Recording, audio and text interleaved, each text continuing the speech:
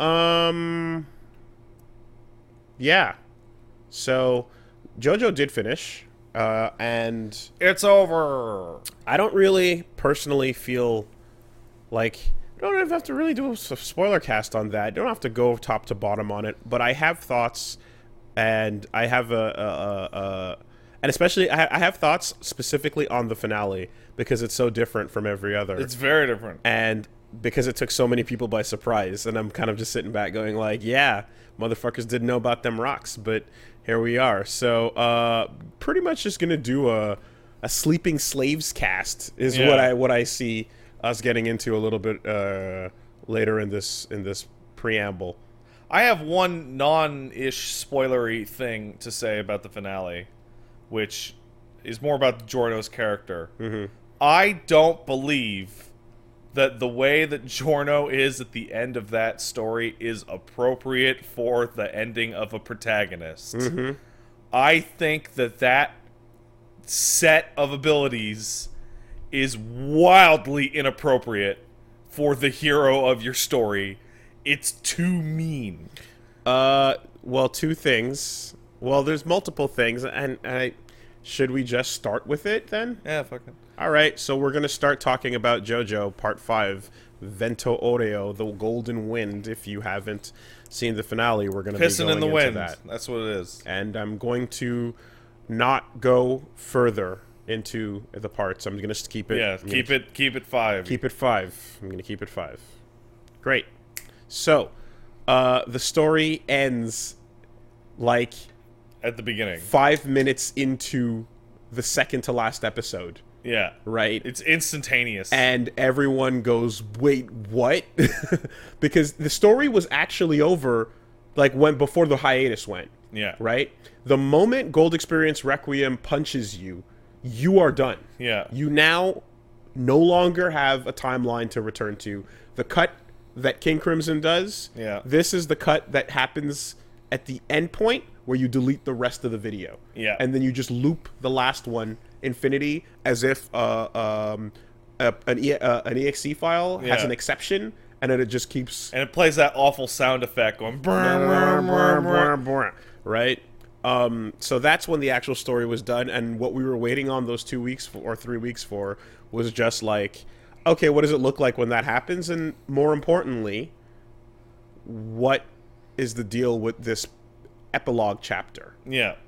So to answer your question right off the bat, like, not, it wasn't a question, but the way Giorno ends up is he ends up with god-level abilities, right, hanging out. But here is the rub. Gold Experience Requiem does not actually tell Giorno what it does. Yeah, I know. Giorno himself has no idea what happened to Diavolo. Yeah. Just knows in his heart. The stand tells Diavolo directly, this is what's happening to you. Yeah. But once that time is done and we return to normal time, Giorno has no idea what took place. I punched him and he just took it. It was weird. He just All he stood knows there. is he has a strong new stand and he can feel something conclusive has happened. Yeah. But he doesn't exactly know what his stand does, and that's probably for the best. Because as we've seen with both examples, Requiem is the ability to edit reality for reals. Yeah. Right? So the other thing, of course, is like the note it ends on with him being the gangstar getting kissed on the ring. It's like, yeah, man, this is like, at the end of the day, he still is that boy that stole Koichi's luggage and drove off. You know what I mean? Apparently, I was talking to somebody and they say that how do we get from the end to that? And apparently, he just tells everybody, "Yeah, I was the boss the whole time." Well, that's okay. So here's the thing. That's from Purple Haze. Everyone is so. From what I understand, like I don't. Is that confirmed? Because I don't know if that's confirmed. But the active theory most people had was he probably just said, "Yeah, it was me." Right? It was me the whole time. Because and that leads into Diavolo's actual like demise, where the whole anticlimactic feeling that you might have gotten. I feel like I like Sleeping Slaves a lot as an epilogue because I like what I feel it means. Mm-hmm. And this is the part where Woolie might just be going and fapping in his own head. Okay, let's hear the fap. But I want to hear it. I think I like to in my head, like I'm like, Araki probably had a reason why he wanted to end the story on this note, you know. So yeah, okay. If Purple Haze feedback does confirm that that's what he did, then that's cool. And yes, the whole thing takes place in a week, right? I saw that. But The whole thing takes place in a week? yeah, Oh, that's crazy. yeah. So it's a rough week. Part 1 is like fucking literally years spanning Like 10 years? I mean, it's from childhood to adulthood, Yeah. and beyond, right? For literally from childhood to marriage, you know. Part 2's maybe a month, maybe 2 months. It's that during the war. It's that period of time. Part 3 has an explicit 30-day time limit. 50 plus a couple of. Oh, 50. That's it. You Yeah. would have got that question wrong on Jojo Pretty. Oh, whatever. And 4 is four is also nebulous. a short period of time, but like nothing like the literal 1 week. The problem with 4 is that in between each little adventure, there's no explanation of how much time has passed since the last Yeah, one. it's 1999 Bizarre Summer. Yeah. So you get your June, July, August out of that, Yeah. and then here we get a fucking week in Italy, you know. So Sleeping Slaves, right? The story just starts out, and at first you're like, we're seeing a flashback to the boys. So there's a point to it in that, like, especially because Fugo got it so rough being fucking ejected out of the story. Yeah. Right. He ejected himself. The fact that like that you get to have a moment where you come back and see them together is meant to be like that type of send off. Yeah. But then it's more than just them. Like if they wanted it to just be that, they would have just ended it with them eating around the table, and it would have been like, remember the good old days ending, right? But they decided to go into an actual arc that lasts an episode and a half. Yeah. Right. They meet Scolopi, basically the Jesus, right? He's got the crown of thorns on his head, and he's got his stand, the Rolling Stones, which, God bless, I love that we're getting all these really influential bands making a difference, like that matter, you know? I mean, Crawling Stones, or whatever the fuck they called it? I don't give a shit. It's the Rolling Stones, man. So, you walked in here with a question, and the question was, did Mista Kill Narancia and Abakio? and everybody explicitly by his course of action? And the answer is yes and no at the same time, right? And like in terms of the deliberates of the question, it's like that stone shows up based on Final Destination rules. Yeah. When it's your time, right? It was Bruno's time, or at the very least, he was showed to be next. He was going to die by the end of the week, no matter fucking what. And the death that we saw within the stone is King Crimson ripping a fucking hole in his body. Yeah. Right? Which totally did happen anyway. That is where you are fated to go. Yeah. The stone, of course, is like, if you accept the stone, then you can die now, stop peacefully, but you can reject it and die and suffer, right? Yeah. Mista goes through as much trouble as he can to basically get that to not happen. Yeah. And then by touching it, creates that chain of events where now the thing's going to follow you. Now it's going to do things differently. And of course, the stand user himself doesn't fully understand it. However, if you destroy the Rolling Stones, it's shown that like you can't escape fate. It's still the dust itself is going to show you the faces of those who are next, who are now the fucking Passione gang, right? The thing about that is, well, for one, I mean, it's like, did he kill them? Well, it's like, if he didn't kill them and Bruno died in that church, then the rest were going to die when King Crimson came out to wipe out everybody who knew about his daughter. So that was a guarantee, right? That was not going to, they were not making they were not going to make it out of that anyway. But the second thing is that I think the point of putting that there is to just double down on like a part of there's a lot of things that you can assume are the thesis statement of what Giorno is, but like I feel like a lot of what I wanted and why I was disappointed in part 5 ultimately was because I wanted more of the struggle of what it means to be Dio's son, to be which leaves right away. And they gave me one bone in that new intro where he turns and he's got the fucking pose, he's got the hands out, and I was like, oh, you got it in there. All right, you did that. I like that, but that I wanted more of that struggle in there, right? But at the same time, the whole idea of fate versus like your will to fight against it, which is obviously an ongoing thing. With Giorno, in this case, it's like your literal bloodline, you know, like is also something that you don't even know that you're coming from like evil, You're coming from like 200 years of cursed blood, and you don't, and like the idea that like he's gonna go against that without even really knowing that's what's happening, I think is a big part of what his character is supposed to be. So he's challenging that, right? When you look at, actually, let me switch gears because I want to talk about this first before coming back to that. Go for it. Diavolo, right? His ending and what he gets hit with is so unfair and brutal, right? It's like no one deserves to get it that hard.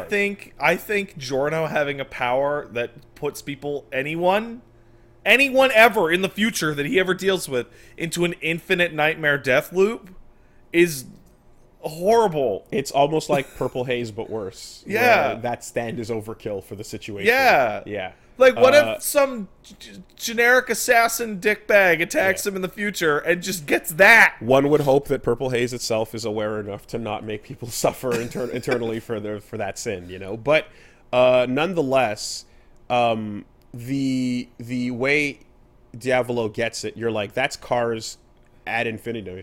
Yeah, because Cars gets to stop thinking. At least Cars stops thinking, therefore we can rest assured that he has a moment, no matter how long it took him, where he's at peace. Yeah. For all the things he did. But also, even if not, he's not in a permanent state of nightmare, infinite agony. Yeah. He's just really bored. Yeah. So now here's the thing, you can argue that stimulation might make it better. I don't know, man. Continued stimulation, even in the form of torture, might make it better than zero. I don't think that's... It's a wild... I don't think when you look at fucking Diavolo, like, pretty much shitting his pants looking at a little girl, you can think that it's bad, that's better. bad, no matter how you slice it. But until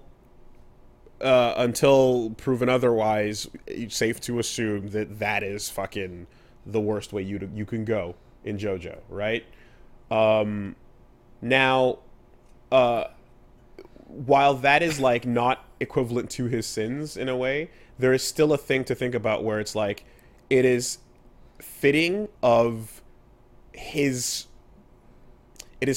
what he represents to get it's a comeuppance for what he represents. He represents absolute control over fate, or like he represents. Let's remember his origin point. He came from a 2-year pregnancy. Yes, he did. In a that prison, happened, and then when he was found by a priest growing up in a village where he meets some lady who's probably Trisha's mom. The priest goes in to help him out and finds that mom with her mouth sewn shut under his floorboards. Yeah. And goes, what the fuck is happening? Hard cut to the village burns down. The whole village. And everyone in it. Yeah. Right? He has a shitty beginning, and then he sees that as his victory over that. Yeah. And then he also gets with the cards, and by finding the arrow, he calls the arrow his prize for conquering his fate. Right? Yeah. So his whole thing is almost basically like, the things that I get are what I deserve, and this is what I have coming to me, and no one else deserves it. He talks about fate's for me. It's for me. It's his thing. It's all coming from this place of it's mine to control, and I will do what I will with it. And like what happened back there? Nothing. Don't worry about it. Right? You don't know who I am. It doesn't matter. It's all about my thing. Yeah. When you basically take away, when you look at it and you go like, okay. Fate's his to control. He's like, you know, he's determined to have that as his big whole fucking obsession. Yeah. Every one of those shit kids all had a shitty upbringing as well. Oh yeah. They all had garbage, fucking trash. Oh yeah. You know, childhoods that led them to the place they're at. But the difference is that they are choosing to still do the right thing and not be psycho murderers with what they did. So basically, the cards we got dealt are not the cards we're gonna have to stick with. Yeah, we're gonna do what we can. Otherwise, you are more than your nonsensical 2-year pregnancy. And fucking Diavolo's like, no, this is all we are, and this is all I want, and I'm going to make it so. I can't believe that was never gone into once ever. Yeah, don't worry about it. Like, it's like every what the actual shit. Like every like crazy monster villain or whatever from, you know, just weird ass pregnancy is when it all starts, you know. But regardless, those characters all had their own shit and they go against it. So they exist and they're like, fuck you, we had bad shit too, right? you know, whatever, right? Second, of all the people that like exist with their powers or whatever, the one who he fucking personally goes and punches through the fucking chest is the guy whose stand is like, hey, look, what happened back there? Nothing. What happened back there? Nothing. I'm going to use my stand. You can't escape reality. Yeah. Right? Reality is what happens in the past. It exists, and like Moody Blues will always show you what happened no matter what. Yeah. And Diavolo is like, King Crimson, wipe, delete. No, that didn't happen. But it did happen. But you can't, it's here, right? And so he hates the past, and he hates that aspect of things, and thus he would absolutely loathe something like Moody Blues being against him, because it's like his whole fucking paranoia about his identity and everything. Mm-hmm. This one stand is about you not letting you escape from the things that happened, right? Mm-hmm.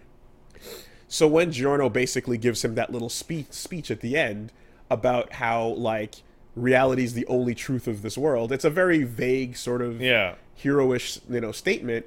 But like the way I took that is him basically giving him the deal that it's like, you can't like and then he says reality is the only truth of this world, and he says like the deaths that the previous members had up to this point will have a meaning because their will carries on in me, so you can choose to interpret it that way, but your death will have no meaning ultimately because you will not have a reality. He also doesn't live for anything. You live and you will have no reality, and no one will know, and you will just be nothing, right? So in that sense, like someone who's obsessed with seizing fate to the point of like editing it in the moment and denying the past now gets to have no future. Yeah, it's regardless extra, of what his it's sins extra were. goofy because he doesn't have an ending. Even his fate doesn't conclude; it just stops. Yeah, it's not even like it's like you are robbed of any conclusion. It's the final act indefinitely over and over, you know, to no end. So right? I knew that he got it that bad, but what I didn't know, see, what I had assumed when somebody said that fucking Gold Experience Requiem returns him to zero upon the moment of his death, I had assumed that he would be trapped in a time loop of him getting beat to death by Gold Experience Requiem. I did not expect him to be teleporting when you wiki dive it. I was not expecting him to be teleporting to alternate realities to get Final Destination. He will die in every conceivable way, including on the operating table, unable to move, and so on and so forth. The first one is like the most horrifying I can think of. Well, the first one is real. Sorry, the second one. Yeah, the first one is real, and it's also appropriate. Yeah. Because he gets stabbed by some crazy drug addict that he created. Right. Ha ha ha ha.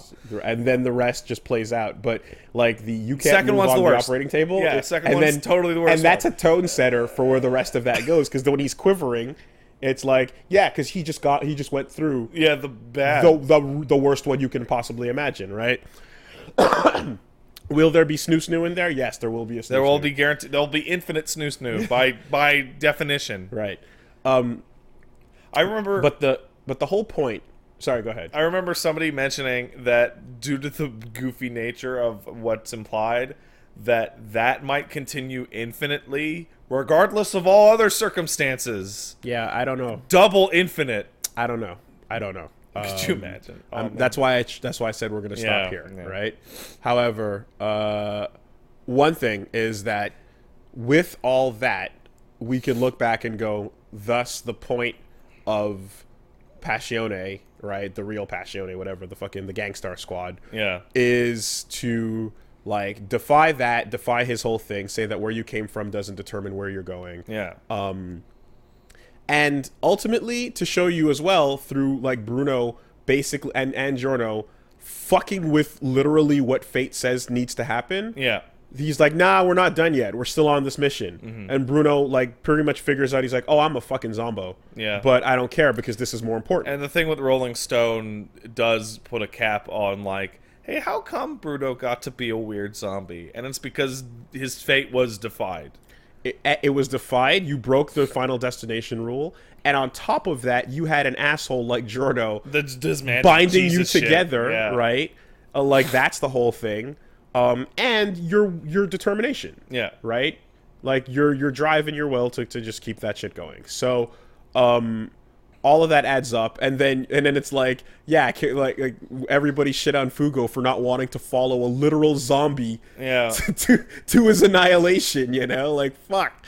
But anyway, so defying the odds, Why etc. didn't Fugo just go into the church and just fill it up with evil death gas and the whole place? Yeah. Just fill the whole place up with death gas. Also, the fact that they are willing to sacrifice their own lives on a heartbeat to make sure that they can save each other, Yeah. which is what Scolopi sees. Goes like, I hope that they can, Yeah. like, twist this cursed fate around. I hope they're not sleeping slaves, but Yeah. they wake up and do what they will with their own, destinies. So, when Rolling Stones enters the picture, it's just a way of Araki basically going, in addition to them being fucked, right, from just King Crimson and Diavolo being that much more insane of an ability, in addition to them having all the odds against them in life, and in addition to them having zero information to go on, They were also explicitly fated to lose. they were, before they even met Giorno, they were double fucked. Yeah. Right? Rolling Stones existing on its own is equally as bad as every other thing that happened to them in the story. Right? So all the weight they were carrying was twice as hard. Yeah. They were super gonna die no matter what, which Mista is still fated to die. Yeah. Right?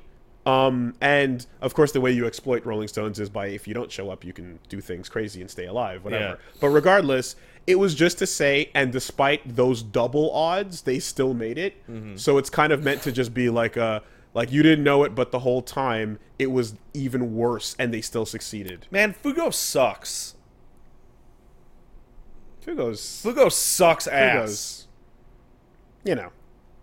Am I wrong about Mista being fated to die? Yeah, you were super wrong. I don't Why know is what that? Why is He's that? never fated to die. His face never appears. He touches it. Let me pull that up on the stone, because I thought his face was on the stone. No. It's Bruno, and then when it snaps, it's Bruno, Narancia, and Abakio. Mista was actually totally fated to live. Okay. Why does Fugo suck? 'Cause he quit. Yeah. He fucking quit. But like again, think about it. One, You can delete fights from the story if Fugo had tagged along. I need to actually read Purple Haze feedback so I can catch his entire, like, the whole thing where they explore what and why, because that's what it's about. Yeah? It's about Fugo explaining his mentality, right? And it's also about Giorno giving him another shot. Now, I understand that he had a stand ability that could never be used in any of the locations they ever fought. Too OP. Way too OP. But not even, like, too OP. Like, let's say it's not that OP, but he could never, ever, ever... Like, all the fucking stories fights take place in Venice or Rome or big, crowded locations surrounded by people. Like, almost like Chocolata, same deal, except Yeah. Chocolata doesn't give a fuck, right? Yeah. It's like, I beat you, stand user. I also killed, like, 100 babies. Oops. Yeah. Yeah, that's not great. That's not great. And of course, what I'm happy about too is people immediately, like, everyone who already read part 5 was bursting at the seams, holding back the part where the beginning of Fighting Gold at the foot of the statue, Rolling Stones is in the background. And it's really even the dark. it's even the gross one with the It's face. the Bruno version. You have to up the brightness to see the face on it, right? I can see it on my TV. right Okay. now, yeah. And then again in outro. Future Crusaders. Yeah, you see the regular rock. You see it on, but you see this the sphere exactly, which then gets edited to make sure you understand. So- no, you've been looking at it the whole time, and then Mista sees another rock at the end that makes him think of it. The goofiest thing is that when you talked about the Rolling Stone, I don't know, 6 weeks ago, that they got it in there. I thought what you were referring to is when they beat Requiem. I thought that was the orb behind your head that casts the shadow. Oh, And I was like, oh, that's pretty crazy. The light shining? Yeah. No. It's depicted as an orb. No. It's depicted as an orb. Yeah, no. So that's a wild one. But I was hard talking about Rolling Stones. Yeah, I know that now. At the foot of the statue, at the foot of both statues. Yeah. Right? And one of those things where you're just like, I can't talk about it till you get there. Yeah. No one even knows that they should be looking for a sphere. Yeah. You know? Spheres are bad. Cubes good. Not to mention, one of the fun parts about the 7th stand user is that you encounter the Rolling Stones, and it moves like one space every time you move a space. But it will follow you through rooms, and it will follow you through walls, and it is there across. If you touch it, it follows you the entire game, and if it gets to you, you're dead. Like there's a whole fucking thing, and there's an escape point when you encounter it, but it's a lot of fun that they did that. Yeah, so that's it. I think the point of Sleeping Slaves was to just show you that the weight was it was weighted clothing. Yeah. Right? In addition to the struggle, and they still made it. So yeah, man. God bless. Good stuff. Mm-hmm. You know. Just because it falls short, in my opinion, it's just because I enjoy the other JoJo parts more, doesn't mean this is the bad part, because it's still really Now good. that I've fully experienced 5, yeah, it's probably my least favorite. But JoJo's bar it's super high. It's just because I feel there's a lot of little missed opportunities. The promise of a child of Dio and Jonathan, right, is really, really interesting to explore. And I feel like I was waiting for that, and I never really got it. You just got little tiny. You got like, the muda, glimpses. ri, and you got the poses, and you got things where he goes like, when someone said like, what if like Giorno represents what if Dio was a good person, right? Because it's like, what does he share? He shares the ambition, right? Yeah. Wherever my circumstances are, I want to make it to the top. It's like, yes, but at the same time, like, you could have led more of Dio's personality into him, or you could have made it more of a struggle. You could have, even had the Jonathan aspects of his personality. You could have had him be the exact same character, except that his goals are noble. Like the exact same person, like just dirt, but I want to save the city from drugs. I mean, again, I don't know. I also felt that like probably the biggest weirdo part to me of the whole part that really muddled it for me is something I think I asked you like 2 months ago, which was I walked in here and went, "Is Bruno the main character?" And you just kind of shrugged, and you're like, he should be. Because that's the other thing. And when you said like Giorno could be the same, that's where I go, I disagree with that, because to be honest, like, Giorno is not as compelling. Giorno's not like, Bruno's backstory is so much better than Dio. There's a blog literally called a Giorno smile every day, and they're all just him with resting bitch face, because he doesn't really smile, you know, and that's fine ultimately. But I'm not saying he needs to be a taunter like Dio is, but he needs more personality. I felt like he reminded me of like a kind of like a blank slate type of character. Yeah, a little bit. Which is not what any other JoJo is, you know? Even when they're at their most quiet, there's still overwhelming amounts of burning something inside. Like Jojo is a whether it's burning honor, nobility, you know, whether it's burning go fuck yourself, yeah, right? Whether it's burning just smoldering anger, or like smugness. You know, like, it's all, there's something in there that's going. Like, and Jotaro is a actual blank, like, his face is just always emotionless. But even him, you can tell that underneath that, there's a lot going on. He's actually a pretty nice guy. He cares about his people. He's not very emotional outward, right? But with Giorno, it's just like, I kind of felt he was just waiting to say, "Oh, you did a good job, mister, getting shot all those times." Having a dream is not enough, you know? That's the start of something interesting, and then you got to take it from there. And I think Bruno, like, Bruno is like, his backstory perfectly sets him up to conflict with Diavolo. Yeah, to do what he does. He does. Yeah, so, you know, hide in this room and stab anyone that comes at my dad. And I mean, like, Jotaro, like, even though he was also just the stoic silent type, he has the bit which is like, I'm so stoic and silent that that's gonna be the punchline in multiple occasions, where it's just like, the only reason you lost is because you pissed me off. Did you seriously say that? You know? I think the absolute, like, because Jotaro doesn't show a lot of his personality, right? He does he writes the check to Steely Dan, and which is pretty great. He tells the other person to say something cool. Yeah. He yells at his mom, but then he's like, "Oh, you doing okay?" And Holly sees through it, stuff like that. But I think the number one thing that we got to see, like, who is Jotaro, is in 4 when he encounters Kira and he throws down a line about, he's got a nice looking watch, but I'll break it so you can't tell time. I mean your face. Your face, that is. And it doesn't hit at all. It's a terrible line. And then he does it again. He just does a different version of the same line. Yada, yada. Which is like, oh my god. While every fight in Stardust Crusaders, he's fighting, but in the back of his mind, he's like, oh, I gotta say something really cool about justice, or like... Well, now here's the bit, right?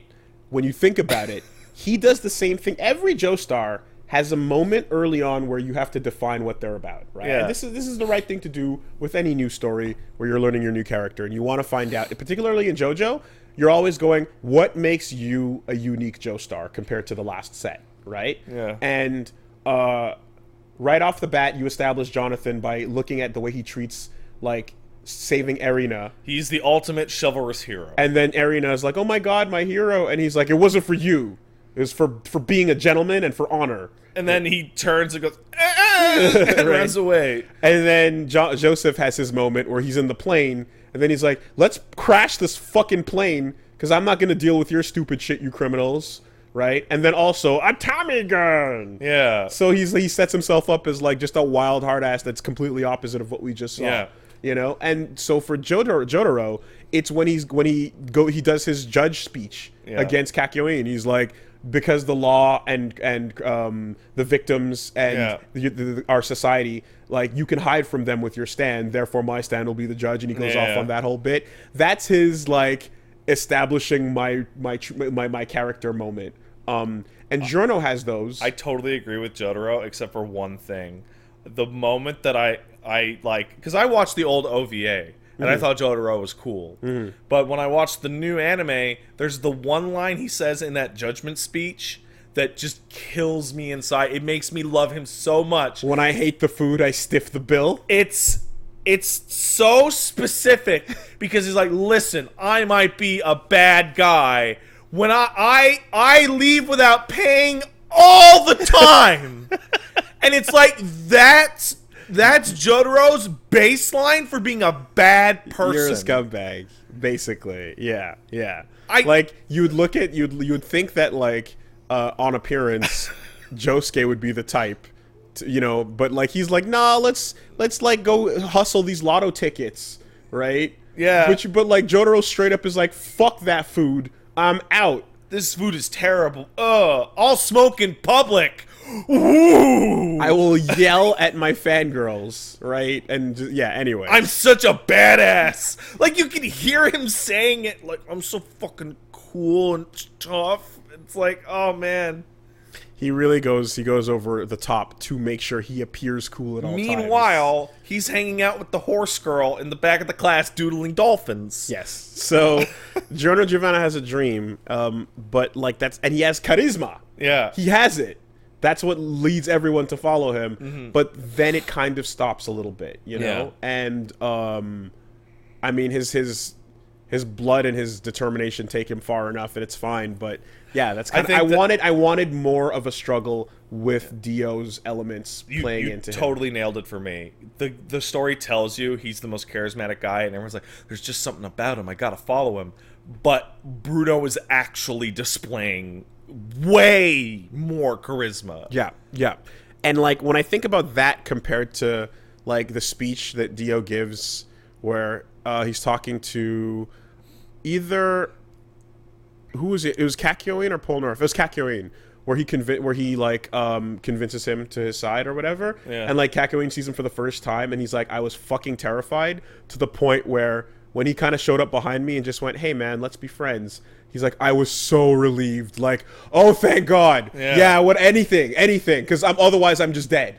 You know? Yeah. So, like, that kind of moment really shows you what that charisma thing is about. You know? And, like, yeah, you're watching Bruno demonstrate it 100%. That's the Golden Wind, you know? It's good. But also, the Golden Wind is also literally the wind that blows as Bruno goes to heaven. Yeah. It literally turns gold, and then he pulls the fucking arrow out of it and does this bit. Can we take a JoJo tangent here? It's been established that if you're really close to somebody, you get to see their ghost leave. Yes. And talk to you. Yes. And all sorts of shit. Oh, yes. Also, bloodlines allow you to sense when your family members are nearby. Which, I thought it was silly when it got introduced, except it has been totally a mainstay of the whole series the whole time. The whole time. But more than anything, all I can think of is, what happened with Joseph back in the day? His ghost was like, Jotaro, I'm a dead-ass old man ghost, and I'm going to heaven. You gotta beat Dio. Okay, bye. And then evaporated into heaven. And then, like an hour later, he came back to life with vampire blood. Yeah. What the fuck? You don't question Araki is the answer to that. You don't question that. And then later, you know what it was? He didn't get the little cherub baby angels. Oh, shut up. That's stupid. The little cherubs around Bruno are how you know he's gone for good. And then later, Jotaro has the audacity to tell Josuke there's nothing anyone can do to save the dead once their soul has departed their body. Not to mention Joseph having the audacity to be like, "Ah, Dio, it's me!" And Jotaro is like, "I will rip you to pieces, old man." Talk to me about Weird Al. Did Weird Al sing? Well, yeah, who sung the song "Eat It" instead of "Beat It"? You know, and it's like, it's just a prank, bro. It's just a prank. Why? This is minutes after Polnareff's near death, Kakyoin's death, Avdol's death, Iggy's death, and he's like, ha ha ha. This too was a question on Jojo Pretty. He can't turn it off. Fuck you, Joseph. You goddamn. Anyway, God bless. Yeah. It's silly shit. I was gonna say that. Just that last, like, shout-outs to David Production and everybody out in the JoJo team, because they did a final variant intro for 2 episodes. Yep. Immediately followed by the last one that was the sound effects version, just to say they did them all. Yeah. They never missed a sound effect version, and they never missed a beat on it. But for literally just that 1 week, you got to see the undoing of King Crimson, and then the rewind of the song, and then it goes back into the chorus. Like, super chill. Really, really nice with that. Well, it's because that takes place, there's like, Gold Experience is like a flash. Like, it's there and it's over. Yeah. He takes back the intro, and he does the most Dragon Ball thing in JoJo, outside of Koichi's hair literally going Super Saiyan. You know what? That's the other thing that actually kind of bummed me out. Once the arrow got introduced and it was a race to the arrow, I'm like, the hero winning because the hero becomes stronger than the villain is unsatisfying to me. In most cases. Even over, like, they just wanted it more. Like, Jonathan just wanted it more than Dio did on that boat. Joseph is an asshole. And him winning out of luck is more, like, fun to me than, the fucking Eyes of Heaven LP that we did. We both groaned when it's like, oh, Star Platinum can also do the... Also, Jonathan didn't only want it more. He specifically created... In my like, coming up with the questions and going back over my research, he specifically created that circumstance. He punches Wang Chan's head off. Yeah. And then forces his body with the ripple to grab the gears of the boat and crash it. So he created that entire scenario. Yeah, because he wanted it more. And then he was willing to foresee a win that included his own death. Yeah, Joseph bullshits with the redstone, as you said. He didn't win. Yeah. He just didn't lose. Yeah. Yeah, Josuke gets... Jotaro gets the same power, but he's not better. He's not stronger than Dio at it. He's actually way weaker, but he outsmarts him. Josuke and the gang... outsmart Kira. And his powers are fucking nuts. And here's the thing. Here's why it's satisfying. They don't actually win against him in the sense that he survives that encounter where he's fully outsmarted, but then bullshit luck comes into play. You know? So that's fine, because it's like you lost what mattered. But then Giorno goes Super Saiyan and is the winner. Yes. Because he's stronger. Yeah. And it's like, I get because fate, it's a thing, but still it's like, no. Yeah. I mean, Jonathan's the only one that really just takes it. Yeah. Like, definitively takes it. And then he doesn't definitively take it later. Yeah. And then we won't talk about the future, you know? It's really kind of wild how, like, a lot of these endings end up being like, yeah, you didn't win, you just didn't lose. Yeah. You know? Because really, you did give the enemy god power. Yeah. And they're gonna use it, you know? 2 coffins. What are you gonna... what are you gonna what? There was a false bottom in the coffin, and they threw the coffin back in the ocean. Even George Joestar didn't win. It's like, you found the Nazis of Vampire. You found the last of Dio's brood. Congratulations. Now you're fucking dead. Lisa, though. All right. Jojo spoiler cast over? Sleeping Slaves cast. Whatever. Yeah. Over.